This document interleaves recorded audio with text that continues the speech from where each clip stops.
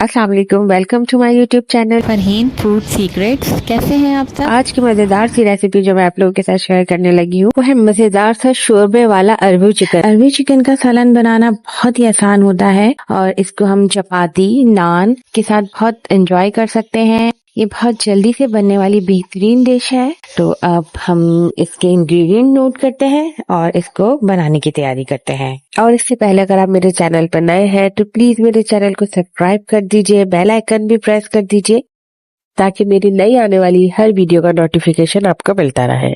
आइए बनाना स्टार्ट करते हैं। बिस्मिल्लाहिर्रहमानिर्रहीम। 1 kg चिकन, हाफ kg अरबी को अच्छी तरह से छील के धो लीजिए।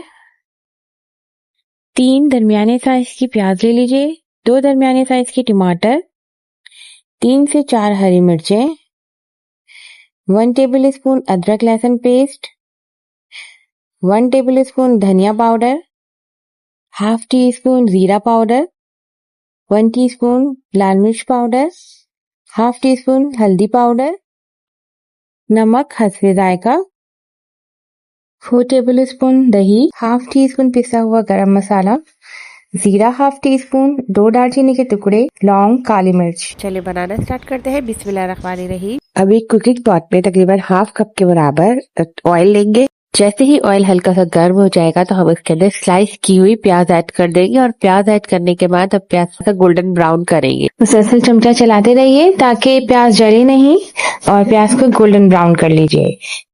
अच्छी तरह से गोल्डन ब्राउन होने के बाद जैसे ही प्याज ब्राउन हो जाए तो इसके अंदर साबुत गरम मसाले और ग्रीन चिली को कट करके शामिल कीजिए। इससे बहुत अच्छा अरोमा आता है और बहुत अच्छा सा टेस्ट आता है ग्रेवी के अंदर। 2 से 3 मिनट तक इसको अच्छे से फ्राई करके इसके अंदर चिकन शामिल कीजिए और अच्छे से पकाइए ताकि चिकन का कलर चेंज हो जाए। जैसे ही चिकन का कलर चेंज हो जाए और वो पिंक से व्हाइट होने लग जाए तो इसके अंदर अदरक लहसुन का पेस्ट शामिल करके अच्छे से भूनिए ताकि सारा अदरक लहसुन का जो स्मेल है वो खत्म हो जाए और अदरक लहसुन अच्छे से चिकन के साथ भुन जाए। जब अदरक लहसुन अच्छे से भुन जाएगा तो फिर आप इसके अंदर मसाले शामिल कीजिए। इसमें धनिया पाउडर शामिल कीजिए और थोड़ा सा पानी डालिए ताकि मसाला जले नहीं और अच्छे से भुन जाए।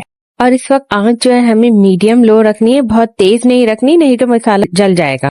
तकरीबन 1 से 2 मिनट तक हमें ये धनिया पाउडर के साथ अच्छे से भूनना है ताकि धनिया पाउडर की जो स्मेल है वो खत्म हो जाए और ये अच्छे से भुन जाए। जब धनिया पाउडर अच्छे से भुन जाएगा तो हम इसके अंदर हल्दी, पिसी हुई लाल मिर्च और पिसा हुआ जीरा ऐड कर देंगे और अब इस मसाले को भी अच्छे से भून लेंगे ताकि मिर्चों का जो कच्चापन है वो खत्म हो जाए। अच्छा याद रखें कि सारा मसाले का अच्छी भुनाई पे ही डिपेंड करता है, यानी मसाला जितना अच्छे तरीके से भुना हुआ होगा सालन उतना ही अच्छा बनेगा।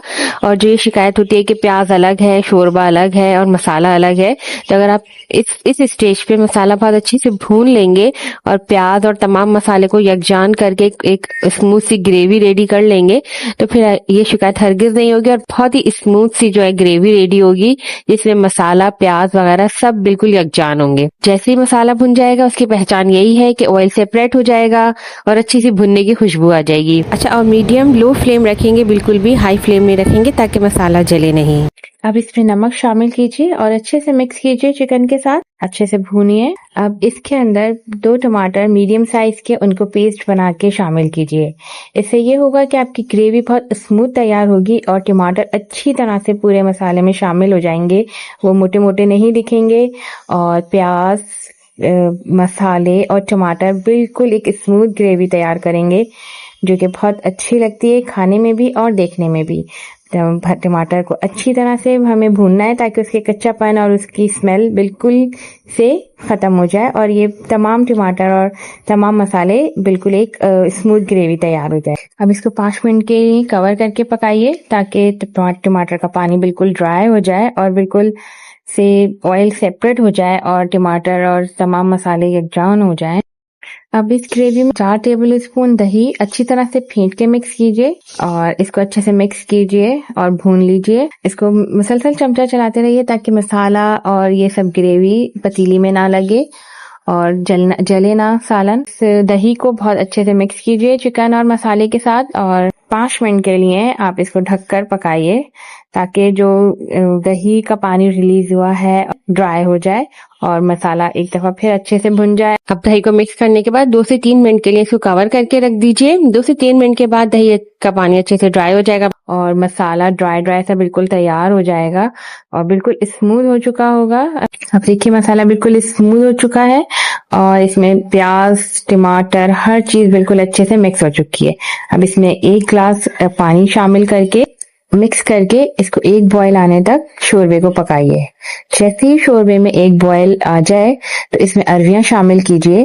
ہمیشہ بوائل آنے کے بعد شوربے میں ارویاں شامل کیجئے. اس طرح نہ ارویاں لیز چھوڑیں گی اور نہ ہی خراب ہوں گی، بلکہ بہت جلدی سے گل بھی جائیں گی اور وہ لیز بھی نہیں چھوڑیں گی. اب ارویوں کو اچھی طرح سے مسالے کے ساتھ مکس کیجئے شوربے کے ساتھ اور اس کو کور کر کے تقریباً 20 منٹ کے لیے دم پر پکنے کے لیے رکھ دیجئے اور ہلکی آنچ پہ پکائیے تاکہ شوربہ بھی اچھی طریقے سے بالکل پک جائے اور ارویاں بھی گل جائیں.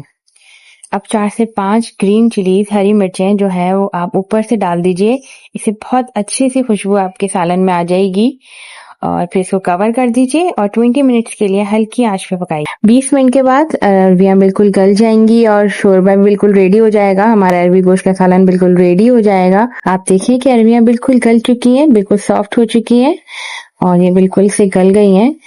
اب اس کو اچھے سے مکس کیجئے. اگر آپ میرے چینل پہ نیو ہیں تو میرے چینل کو سبسکرائب کیجئے. ریسیپی پسند آئی ہے تو اس کو لائک کیجئے. اب اس میں پسا ہوا گرم مسالہ ½ ٹی اسپون اور باریک کٹا ہوا ہرا دھنیا ڈال کے مکس کر کے اس کو 2 منٹ کے لیے کور کر دیجئے تاکہ گرم مسالے کا اروما اچھے سے سالن میں شامل ہو جائے اور سالن بالکل سے تیار ہو جائے. بس اس کو 2 منٹ کے لیے دم پہ رکھ کے پکائیے.